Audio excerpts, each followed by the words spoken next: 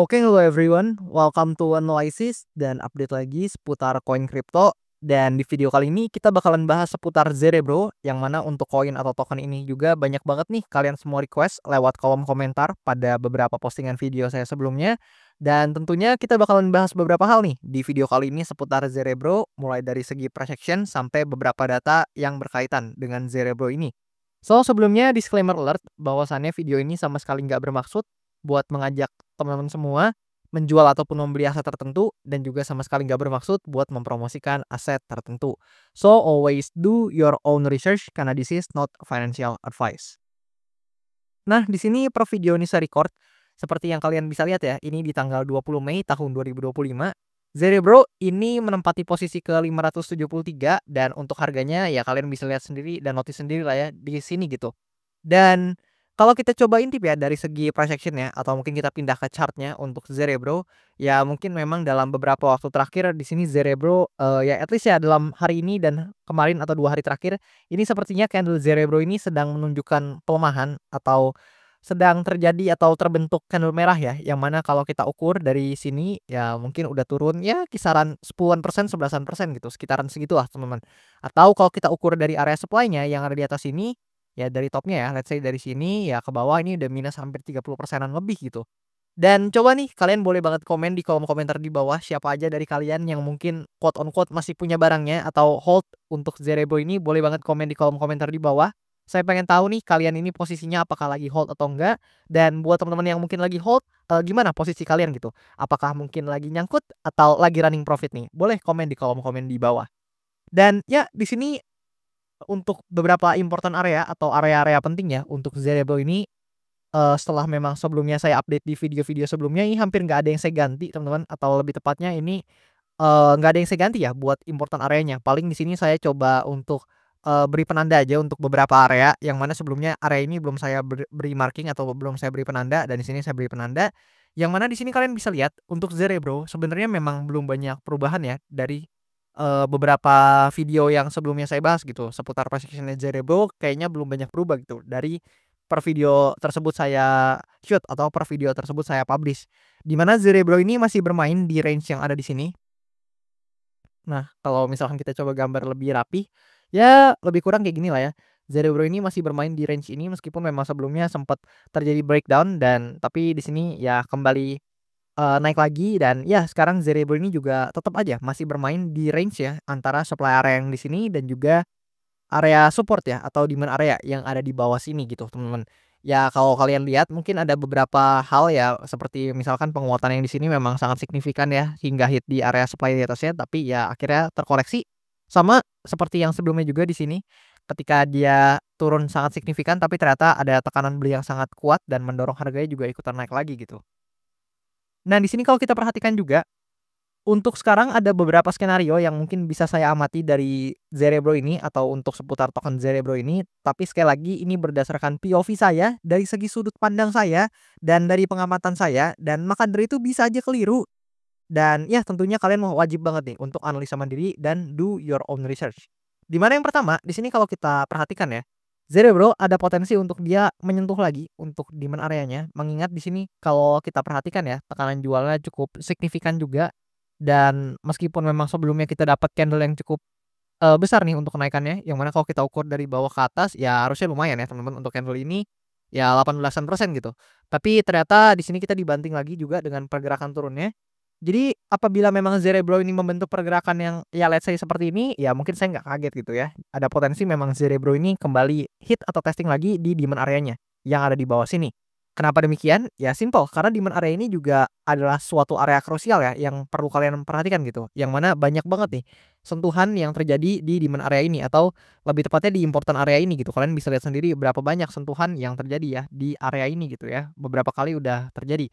Dan di sini apabila untuk Zerebo ini hit atau testing lagi di demand areanya yang ada di sini, selanjutnya mungkin yang perlu kita pantau adalah konfirmasinya ya. Let's say, probabilitas yang pertama ini tepat, dan, di sini Zerebo hit di demand areanya, ya selanjutnya adalah kita harus menunggu yang namanya konfirmasi gitu. Yang mana kalau konfirmasinya seperti yang sebelumnya, yang mana let's say kayak kayak gini ya teman-teman ya. Nih let's say seperti ini. yang mana ada kenaikan atau candle yang cukup menguat setelah testing di demand area ini, ya itu cukup proper gitu atau cukup oke lah ya, at least kita bisa melihat Zerebro dalam jangka waktu dekatnya itu, mengalami rebound ya, sama seperti ini juga gitu.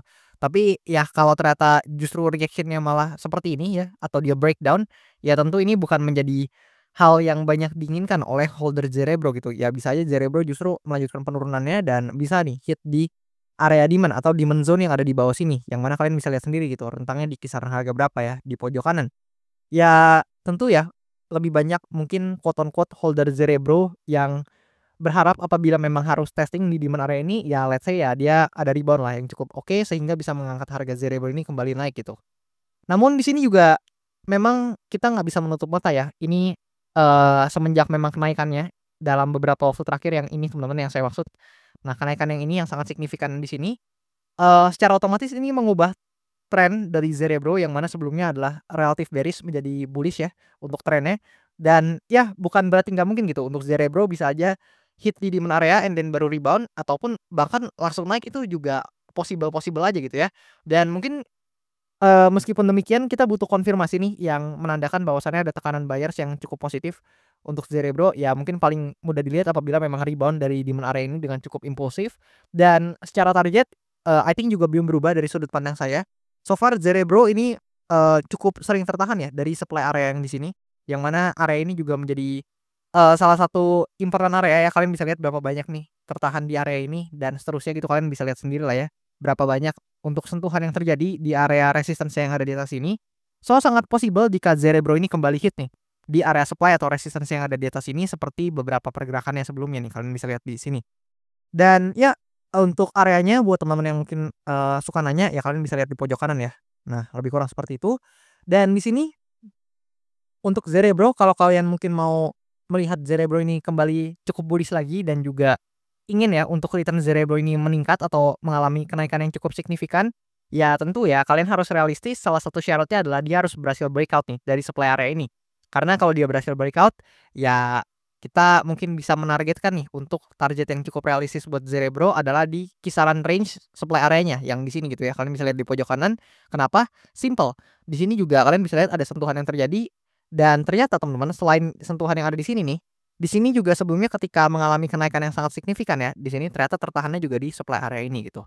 So, supply area ini bisa menjadi target yang realistis hanya jika atau apabila supply area ini atau resistance yang ada di sini berhasil di breakout terlebih dahulu.